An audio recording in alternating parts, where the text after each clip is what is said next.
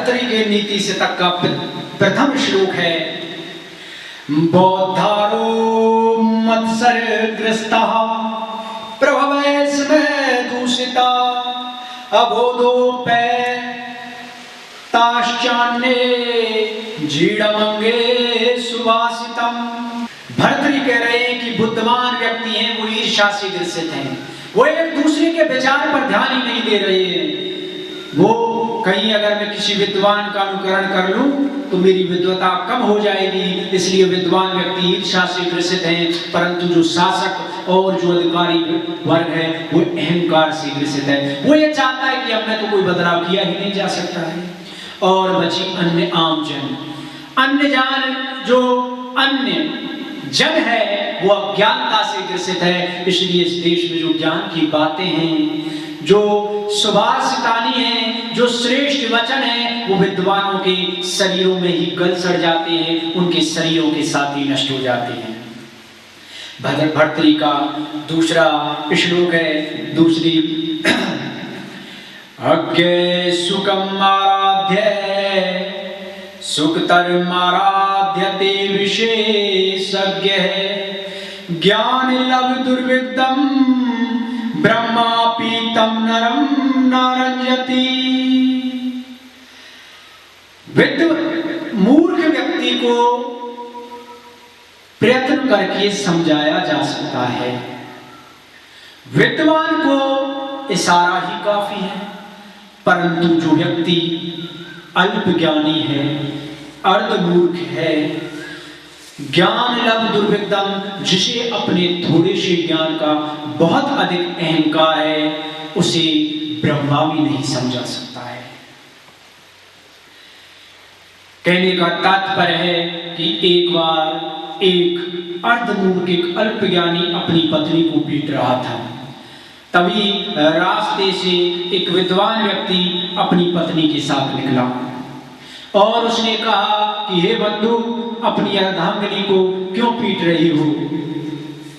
तो उसने कहा कि तुम बड़े विद्वान लग रहे हो, यानी कि अगर तुम मेरे एक प्रश्न का उत्तर दो तो मैं इस पत्नी को पीटना बंद कर दूंगा। यदि तुम इस प्रश्न का उत्तर नहीं दे पाए तो तुम अपनी पत्नी को छोड़कर मेरे पास चले जाना। विद्वान ने कहा कि चलो तुम प्रश्न पूछो। उस अर्धमूर्ख ने उस विद्वान व्यक्ति से प्रश्न किया।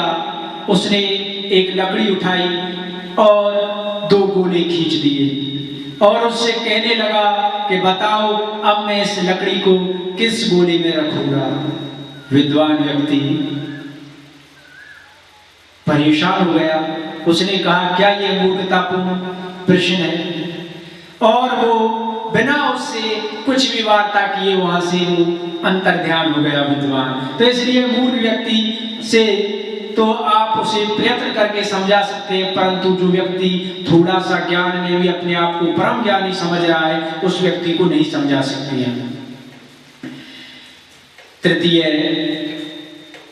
श्लोक है, प्रसय मणि मुद्रेन मक्र वक्त दस्त्रांत्रात् समुद्रपि संत्रेत प्रचल दूर्मी मालाकुलम भुजंगमपि कोपितम शिरसि पुष्पवद धारेत नातु प्रतिनिविष्ट मूर्ख जन चित्तमाराध्येत।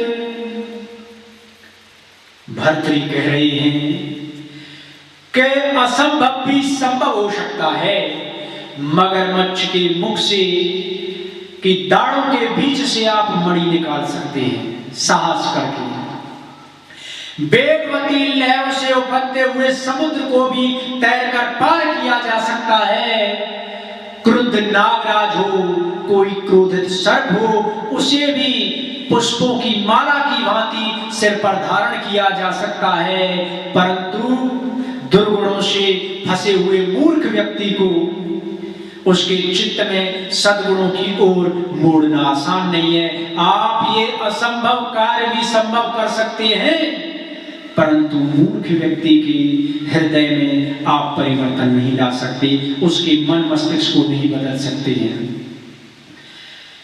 चतुर्थ श्लोक है, किल्लवेति सिक्तासु तेलमपि यत्नते पीडियन् पिबेच मृग तृष्णकासु सलिलं पिपासार्दिते कदाचिदपि पर्यटच्छ विषाणमासादयते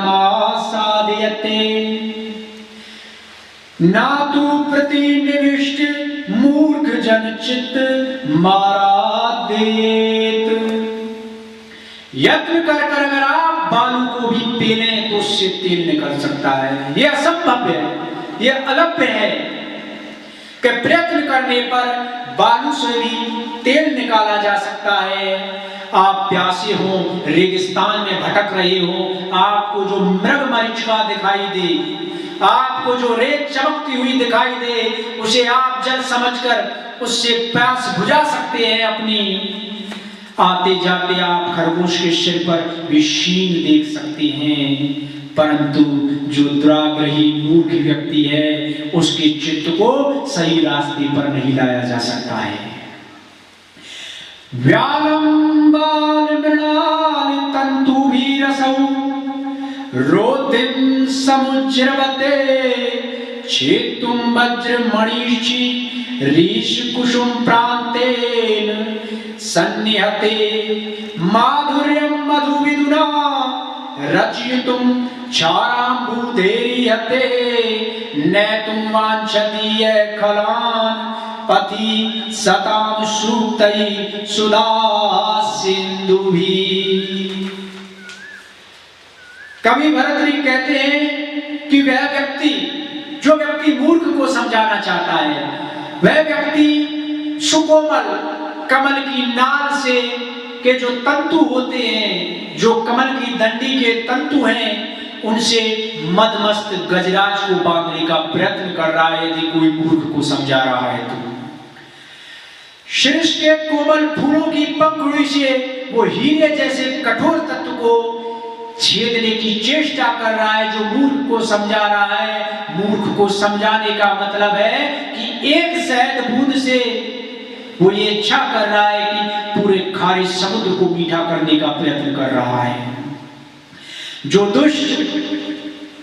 दुष्टों को अमृत भीनी सूक्तियों से सही रास्ते पर लाने की इच्छा करता है, वो चाहता है कि सही बातें बता बता कर हम मूर्ख व्यक्ति को ज्ञानी बना सकते हैं। वो यही कर रहा है कि वो कमल की नालों से हाथी को बांधने का प्रयत्न करता है, शीश के फूलों से हीरे को बेधने का प्रयत्न करता है, एक बूंद शहद से समुद्र को मीठा करने का प्रयत्न कर रहा है। स्वायत्त में कांते हितं विधात्रा विनिर्मितं छादनं गयताया विशेषतः सर्वविदां समाजे विभूषणं मौनं पंडितानां। विधाता द्वारा अज्ञानता को ढकने का एकमात्र हितकारी उपाय बताया गया है। महाराज भरतरी कह रहे हैं कि परमात्मा ने अज्ञानता को ढकने का सिर्फ एक ही उपाय बताया है, चुप साध लेना, मौन हो जाना, अपने को वश में रखना। विशेष रूप से गुणीजनों के समाज में अज्ञानियों या मूर्खों के लिए मौन रहना उनकी शोभा बन जाता है। अगर कोई व्यक्ति मूर्ख है और विद्वानों की सभा है, अगर वो उसमें मौन हो जाएगा तो वो मौन ही उसका आभूषण है। अर्थात लोग समझते हैं कि यह महापंडित होने के कारण ही मौन है। अगर मूर्ख व्यक्ति मौन हो जाए तो लोग समझेंगे ये बड़ा परम ज्ञानी है, इसलिए शांत बैठा है। यदा किंचिद्योहम दुर्विमदान संभवम तदा सर्वज्ञो अस्मीत्य भवद वलिक्तम मने। यदा किंचित किंचित बुद्धजन सकाशाद वक्तम तदा मूर्खो अस्मीति ज्वरे मधो में व्यपगत है। तो भरतरी ने बड़ी अद्भुत बात कही है अपने बारे में। वो कह रहे हैं कि जब मैं थोड़ा थोड़ा समझदार हुआ तो हाथी की तरह घमंड में चूर रहने लगा। ये हर व्यक्ति होता है, जिस व्यक्ति को नया नया ज्ञान हो, नई नई जवानी हो, उसमें जितना अहंकार होता है वो किसी अन्य व्यक्ति में नहीं होता है। तब मेरा मन भ्रम में लिप्त हो गया था कि मैं सर्वज्ञ हूं। सोचने लगता है कि मैं सब कुछ जानता हूं, चाहे उसे ये नहीं पता कि मैं क्या नहीं जानता हूं और क्या जानता हूं। लोगों का इसका ज्ञान भी नहीं होता है, लेकिन व्यक्ति जब थोड़ा सा समझदार हो जाए तो उसे ये भ्रम हो जाता है कि मैं तो सब कुछ जानता हूं, मैं सर्वज्ञ हूं। लेकिन भरतरी कह रहे हैं कि जब मैं विद्वानों की संगति में थोड़ा थोड़ा जानने के योग्य हुआ, तब मुझे पता चला कि मैं तो निपट मूर्ख हूं। आप चाहे कितने भी ज्ञानी बन लें, आपकी अज्ञानता तब पता चलती है जब आप किसी विद्वान व्यक्ति के सम्मुख होते हैं। और भर्तृहरि कह रहे हैं कि तब मेरा जो सारा दर्प था, सारा अहंकार था, वह ज्वर की भांति, बुखार की भांति उतर गया।